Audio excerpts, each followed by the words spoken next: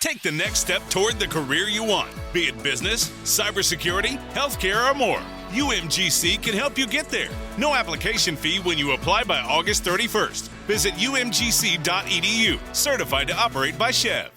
A burst pipe at 3 a.m. is a bad way to start the day. A cold shower in November isn't invigorating. So before you start freaking, call Beacon. Beacon Plumbing, Heating, and Mechanical is just one call away 24 hours a day. 1-800-FREAKIN or beaconplumbing.net.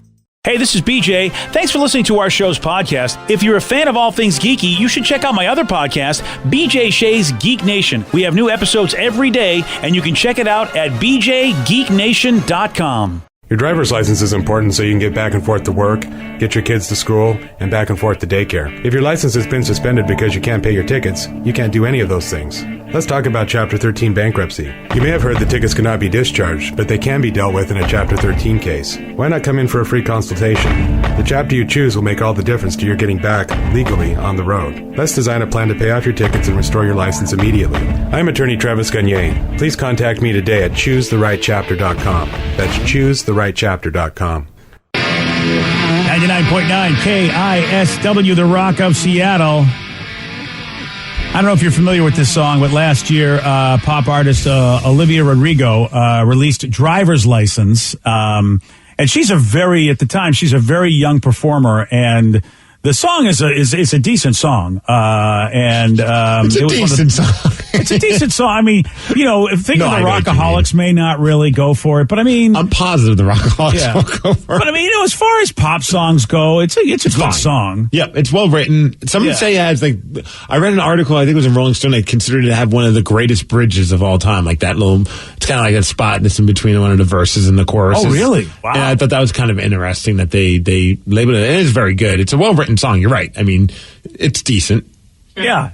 And it's about a breakup. If you haven't heard it, we got a little sample for you.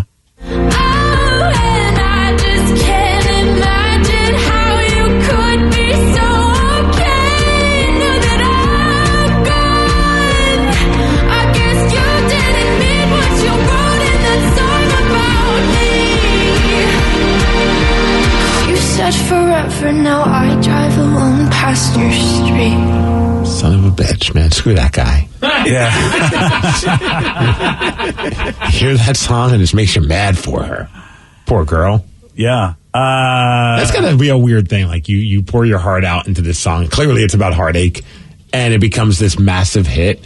Like that's gotta be a trip for somebody. Like, man, in a weird way, I guess I'm glad I went through that terrible heartbreak, even though you don't think that at the time. But now all of a sudden she's probably set for life financially because that song, I mean, it's a massive hit. She's probably touring. If not set for life, she's definitely paving the way for a very good career in music because of this song that, I know a lot of artists deal with that, like heartbreak, but it's just weird when you think about it and you hear a song like that.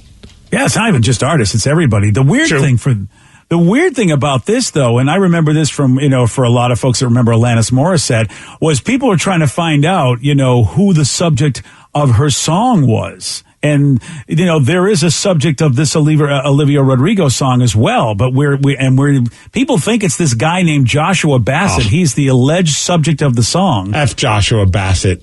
Well, how about he says, since he came out as the alleged dude that supposedly broke Olivia's heart, that he's received so much online hate that the stress has put him in the hospital. Here's Joshua talking about his heart failing.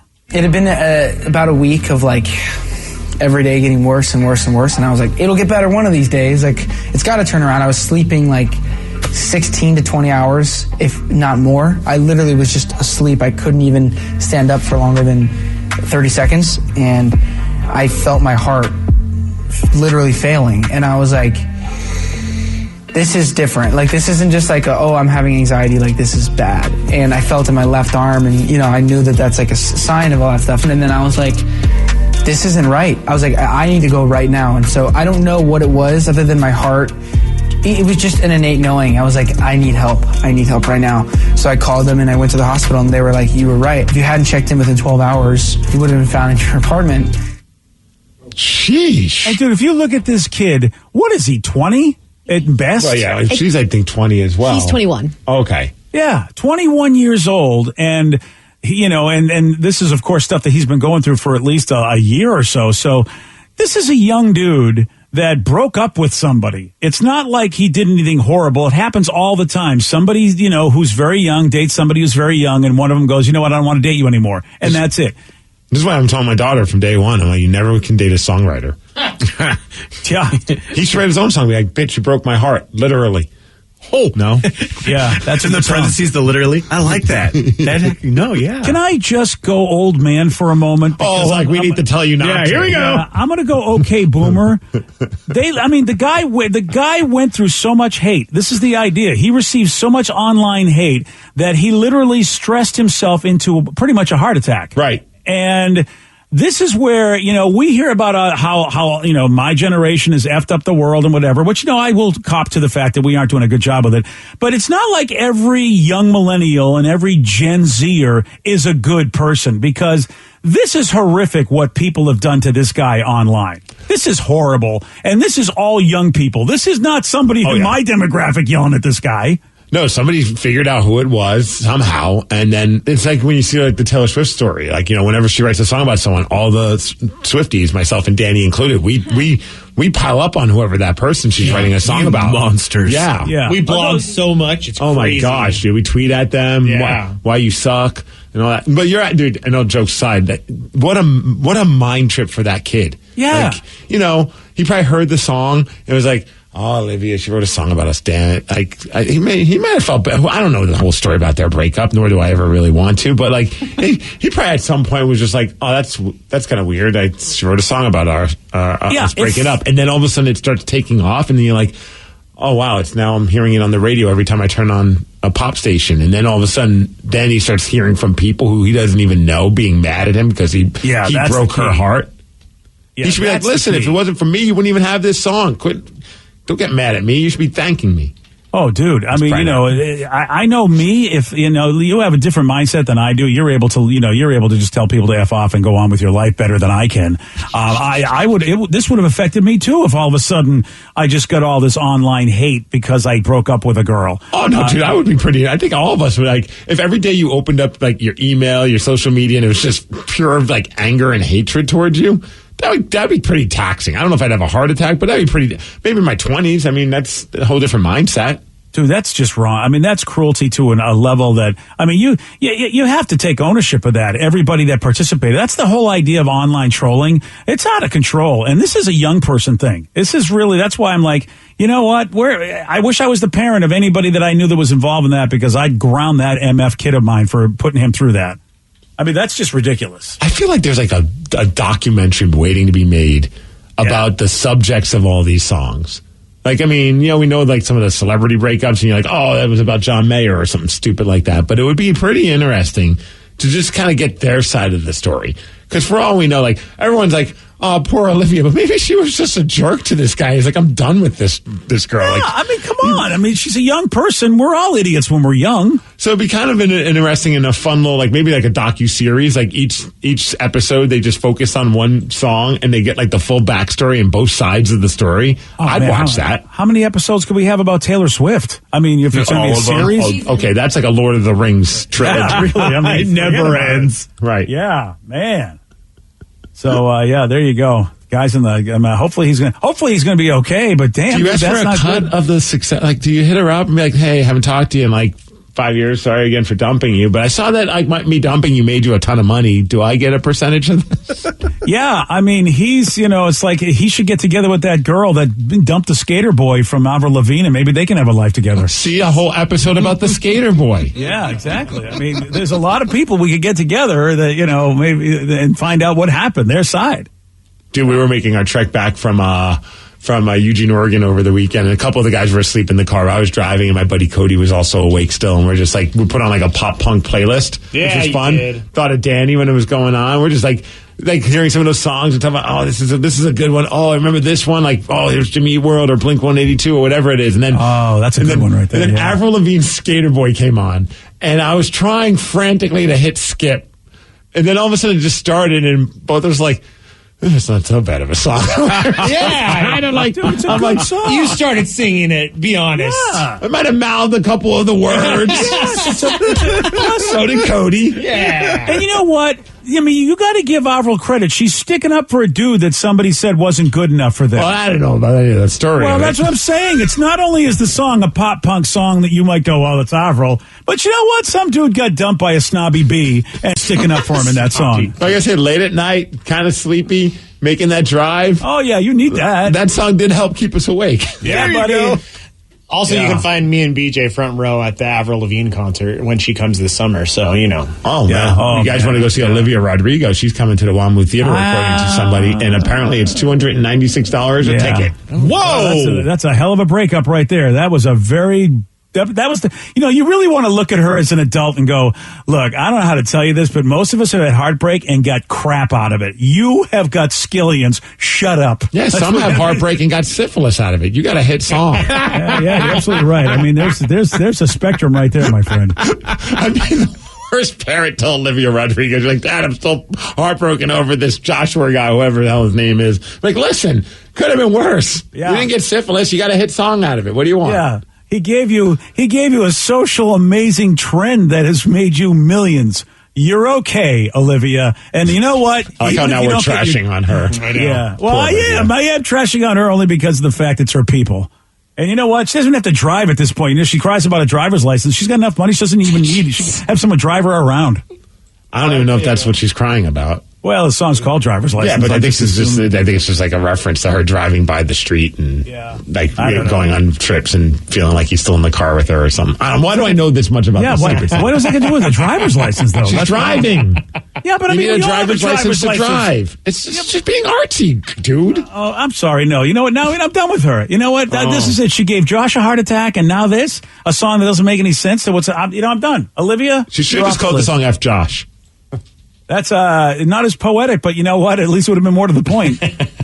Yeah, no point until she go, I got a driver's license. Yeah, yes, I mean, not that I know of. The first lines of this song. Oh, is that what she says? Yeah, I got my driver's license last week, just like we always talked about, because you were so excited for me to finally drive up to your house. Steve, I no longer am going to look to you towards lyrics and songs, apparently. It's not in the chorus, it's in the verse. That doesn't count. That's right, the first line. It's the first line. I skipped to the chorus to get the clip of the song. I'm not listening to this whole crappy song. My original statement stands. She could have someone drive her. All right, stop picking on Josh. Steve, watch the lyrics. So I said, BJ, did you see that Avril Lavigne's coming here with Machine Gun Kelly? Yeah.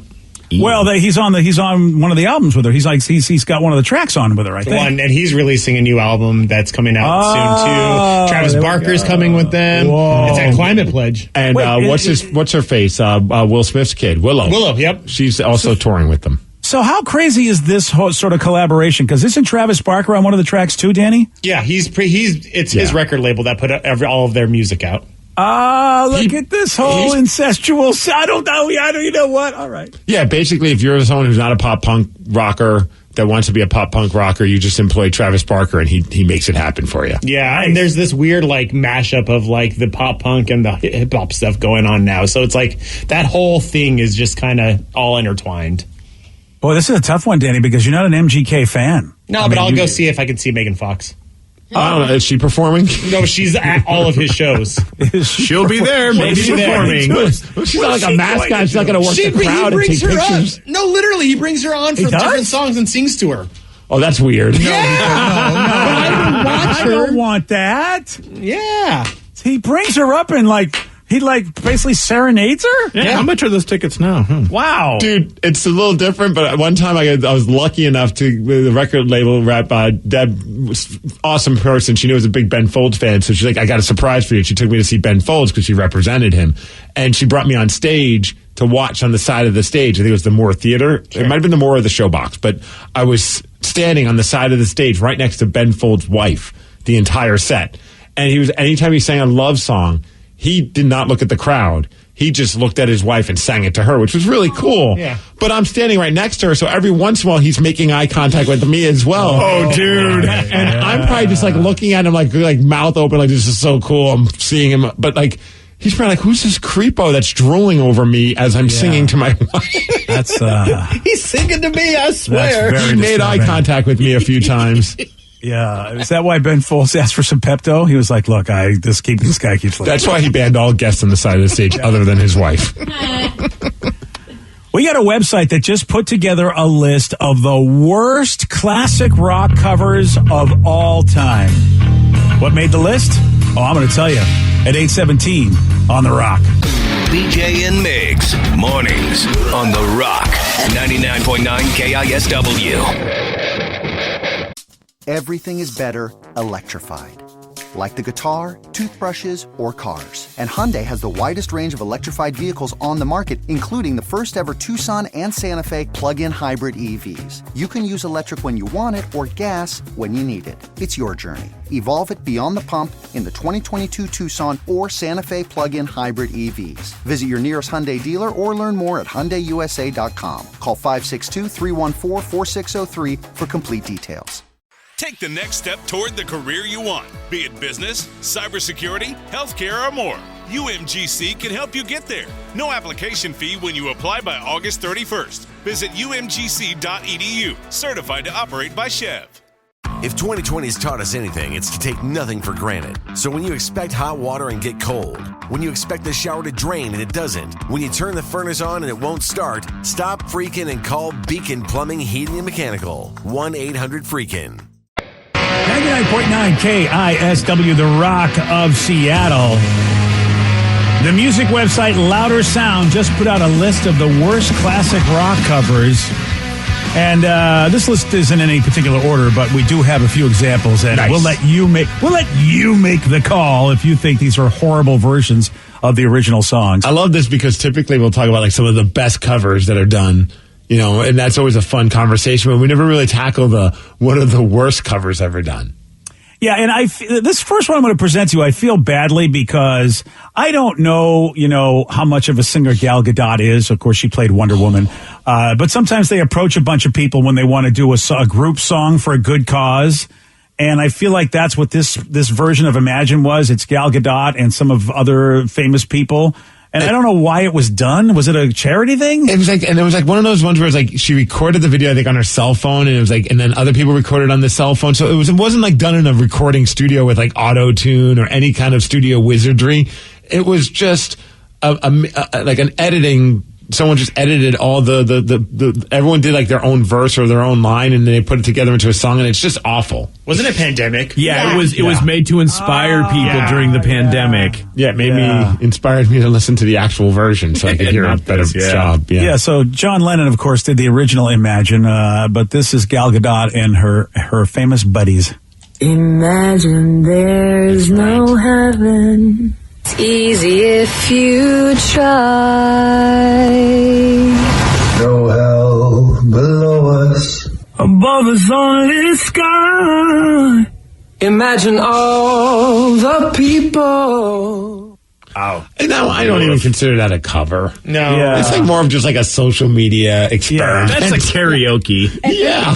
Gal Gadot, actually, it's unfortunate she gets headlined in this. She wasn't bad, really, compared to some of the other ones. Blood's on her hands. She came up with the idea. It wasn't even so much that the singing was bad. It was the idea of like, imagine no possessions and all these celebrities are singing from their mansions. Like, it's going to be okay, guys. Yeah. We can just stay home. Imagine no singing ability. Right? With all this money, even though Well, Vicky, that's we're going to do another one, which is called, hypocritical covers of songs. Yeah, that one there. Imagine no backing band.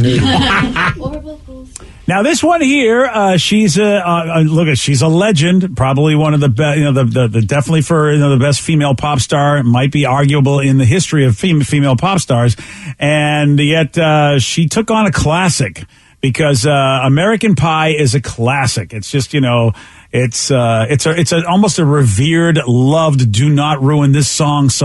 Don McLean, right? Yeah. Mm-hmm. And, bye, that one. And, Madonna decided, you know what? I'm going to try to drive my Chevy to the levee and see how that goes.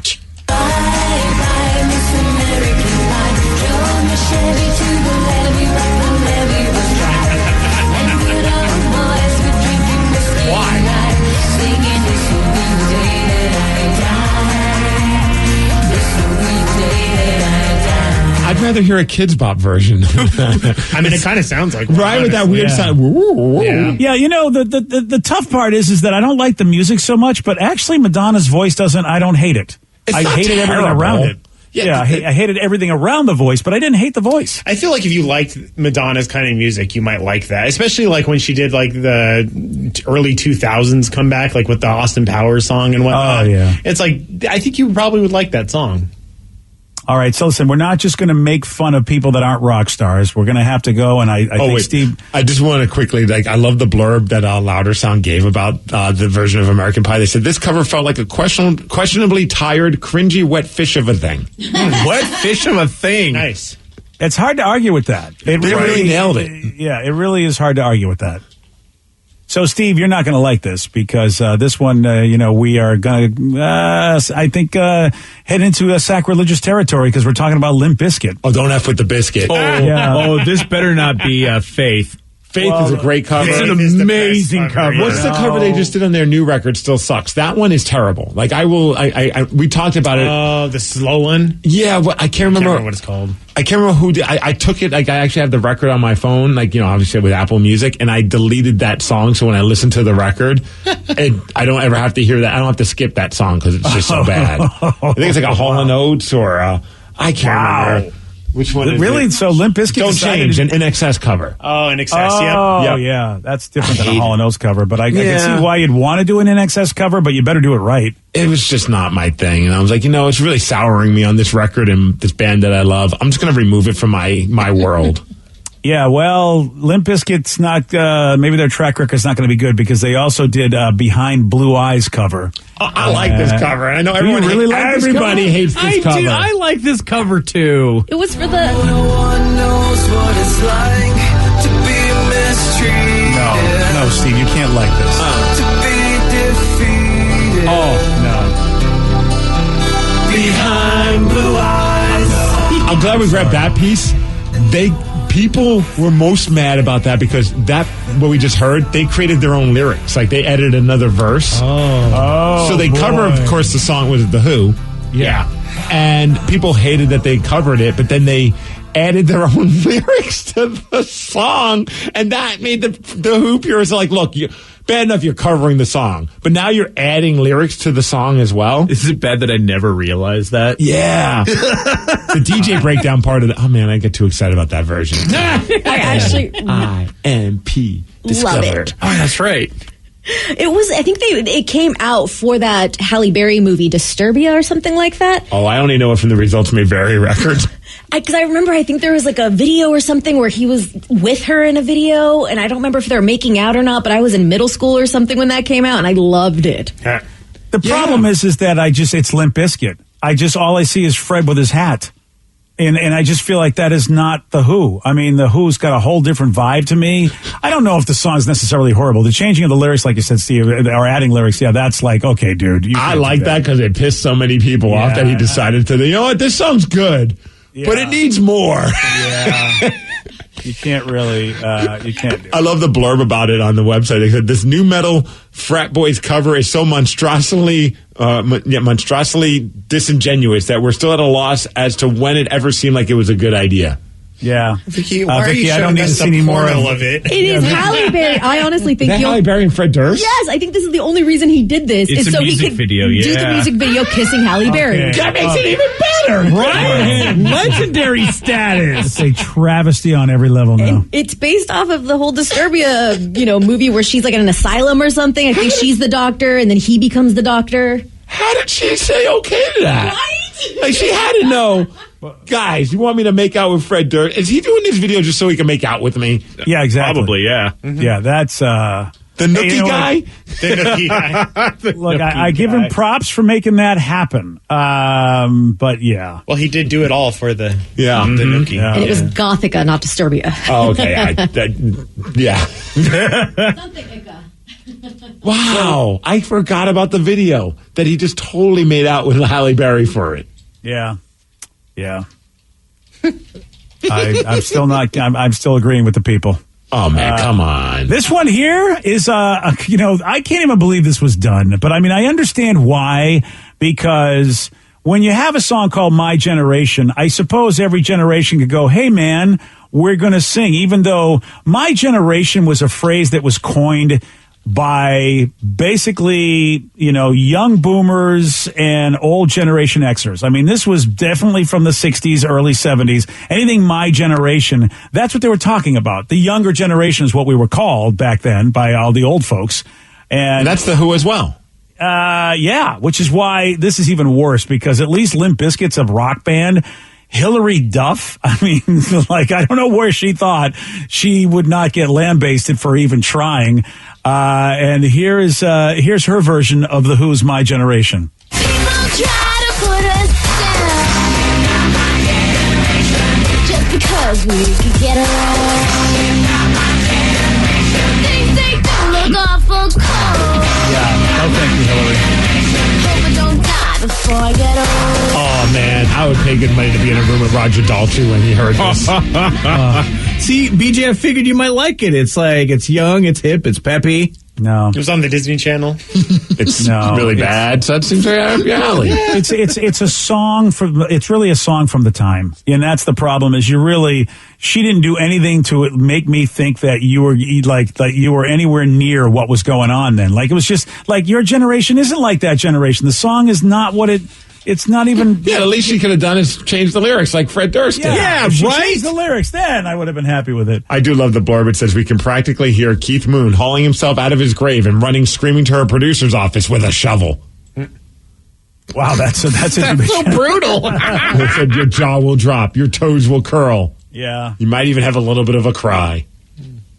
Yeah, man. She did change the key lyric. I didn't notice it, but apparently she said, I hope I don't die before I get old. And what was the lyric that she changed? I don't know.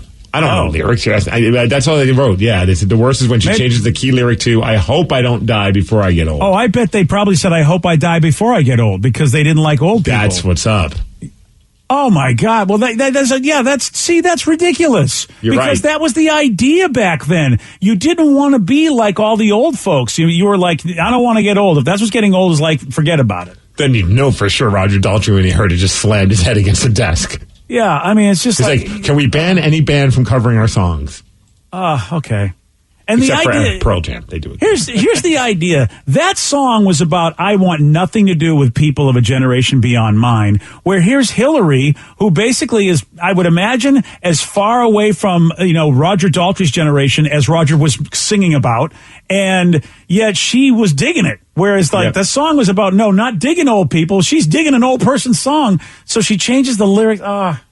These kids yesterday, or maybe some producer. I don't think it was exact Hillary was just like, Hillary, we don't want you singing about wanting to die.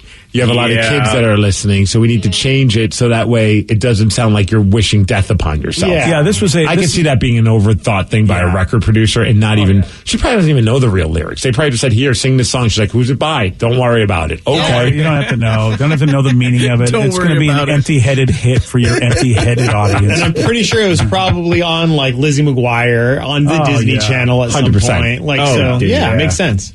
Yeah, that's unfortunate because, I mean, Hillary's name gets dragged through the mud over this, and you guys are right. Probably had nothing to do with her. So what about that horrible cover of Johnny Cash's Hurt by 9 Inch Nails? LOL. Expert level troll. That's a good one. Yeah. People always say that whenever we play 9 Inch Nails Hurt. They're like, why are you playing this version of the Johnny Cash song? Just play the Johnny Cash song.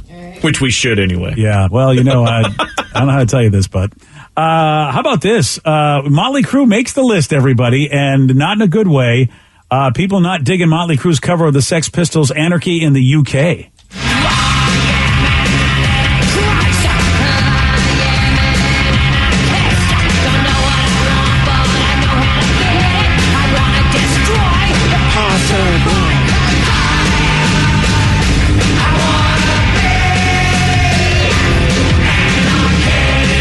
Close to the original, honestly. Yeah. I always liked this version. This is kind of what got me into the Sex Pistols, oddly enough. Because I wasn't a Sex Pistols fan growing up, but I was a huge Motley Crue fan.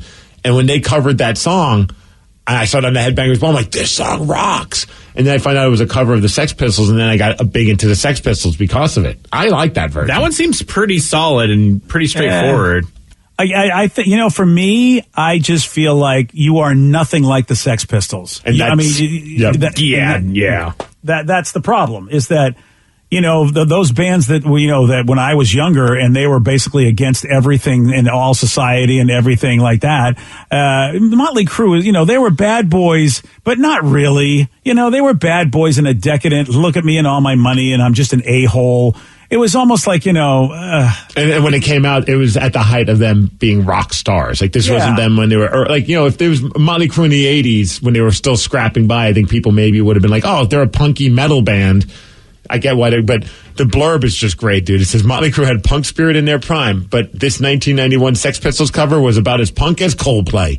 The thrilling energy of the original is reduced to a bloated heap of demeasuring and hairspray, with Vince Neil saying, to curse like a boorish old brat. If you ever wondered what Johnny Rotten and company would sound like getting made over by Steel Panther and Peter Griffin from Family Guy, wonder no more. Wow! Whoa! That is some... Wow! It's a good burn. Wow. Sick burn. It's an excellent burn, though. I still like the version. I grew up loving it. Probably just because it reminds me of being a kid and hearing it. Yeah, I didn't realize it came out in 91. It was after that I had an Anarchy patch on my backpack. Yeah, you did. Totally. No, it wasn't a patch. I wrote it with a marker. That's what it was. I didn't even have a patch. I was so punk rock. I wrote it myself. So punk. And I didn't realize that Motley Crue actually was closer, had a closer vibe to that in their early days. At least according to that writer, if I'm to believe that. Oh yeah, dude, they had a very big. I mean, it wasn't punk, but there was a punky spirit for sure to their first record.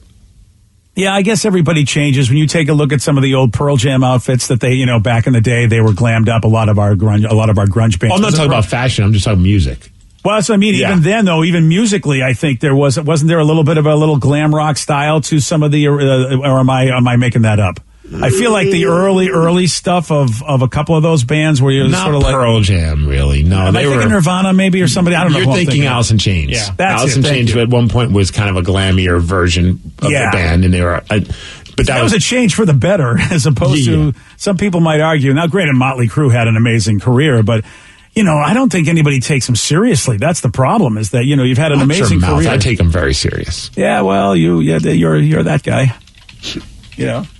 Oh, there you go. There are some of the worst covers in the history of covers, right there for you. Man, I am glad Orgy didn't make that list. Blue Monday's a great cover. I love that cover so much. I don't know if I know that cover. You didn't know that was a cover? I didn't know it was a cover. I know the originals. I know is that Mamas and the Papas original? No, it was New Order. Oh, New Order. Okay. How does it feel? It's it's a pretty robotic song, and super long. But I love that. I thought original. for sure, BJ, that's in your wheelhouse. You know what? New Order. I never got into New Order, Steve. Really? I don't know why. They never hit me as like some of the other bands of the genre. You're right. You would expect it to be in my wheelhouse. Never really was. What about Joy Division?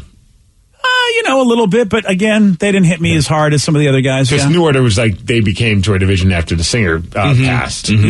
Yeah. Again, Joy Division a little more. Joy Division became New Order. Yeah.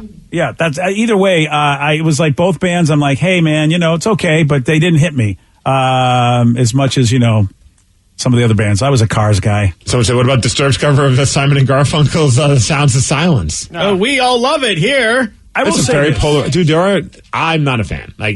There are people that absolutely love that version. I think it's a great cover because but it makes me sad. Exactly. I don't want to hear the song, but then again, we hear it all the time, so it's really hard. We get inundated by it, but it's a great cover. I also think Paul Simon's version, or Simon and Garfunkel's version, is also really, the original's good. That's one of the instances where I think they both stand alone and very well. I'd be fine if they just go on Sound of Silence Island and they just all live there together. Yeah, I'm with you on that, too. It is massively depressing. Dave does a great job of putting you in a place where you're like, I don't think I can ever leave here. It's funny because my dad loves the original, and he's that guy who hates any cover of anything. The original's always better. And I showed it to him, and he really, really enjoyed it, to the point where he's like, I'm going to check out this band. And he later calls me up. He's like, yeah, the other songs don't sound like this. Nope. I'm like, no, Dad, it's very different. I don't think Disturbed is not for you.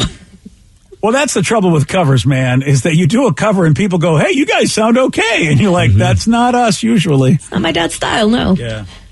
Yesterday, Steve, he did get this one wrong. What do you get when you mix rum, simple syrup, and lime juice?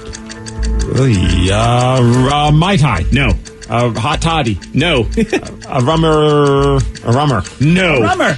I think that's when you're having a drink and something's happening to you. I think that's we were looking for a daiquiri, Steve. That's what we were looking for. You want a shot at beating Steve? You got it. 206-421-ROCK.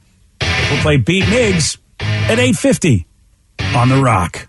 Today's podcast was brought to you by Travis Gagne, bankruptcy attorney. He's here right now and has agreed to answer more of your questions about bankruptcy. Here's a question from a listener. My house is currently in foreclosure. I've stopped making payments. What can I do to save my house? If you're already in foreclosure behind on your mortgage, you can stop the foreclosure by filing a bankruptcy. There's different types of bankruptcy. Chapter 13 can help you catch up on your house payments if you're behind. It would mean that you'd have to start making your house payments again and catch up on the amount that you're behind over 5 years. You could also take off or strip off your second mortgage, which would help you to reduce your housing payment every month, especially once you're done with the plan and done catching up on your first mortgage. We could also try to buy you some time by filing a Chapter 13 case. Filing a Chapter 13 would definitely stop your foreclosure. Thanks, Travis. If you have more questions about bankruptcy, you can reach out to Travis anytime at choosetherightchapter.com. That's choosetherightchapter.com. And thanks for listening. Take the next step toward the career you want, be it business, cybersecurity, healthcare, or more. UMGC can help you get there. No application fee when you apply by August 31st. Visit umgc.edu, certified to operate by Chev.